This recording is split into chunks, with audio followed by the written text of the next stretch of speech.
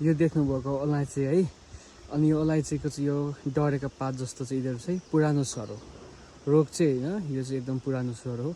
अनि यो चाहिँ यसपालि भदौमा चाहिँ हटाइन्छ र यो कस्तो फलेको छ म तपाईँलाई देखाउँछु है त ल। यस्तो बगान छ है, देख्न सक्छ। यसको फुलहरू भित्र देख्न सक्नुहुन्छ, यस्तो फुलेको छ भित्र चाहिँ है।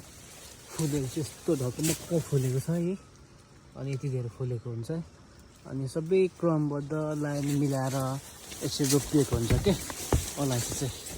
त्यही हो, अब 60वटा 70-80वटा बोटबाट अब यसरी 1 मन अवश्य फल्छ। अनि त्यसपछि चाहिँ यसको मूल्य 1 मनको अब अहिले कस्तो छ तपाईँ जान्नुहुन्छ है। अनि ठिक समयमा सही समयमा रोप्नाले र सही तरिकाले यसरी रोपियो भने चाहिँ तपाईँको राम्रो आम्दानी लिन सकिन्छ अलैँचीबाट पनि। र जुन ठाउँमा हुन्छ त्यही ठाउँमा जे खेती छ त्यही अनुसार गर्नुपर्छ है। देख्न सक्नुहुन्छ है, यस्तो फलेको छ।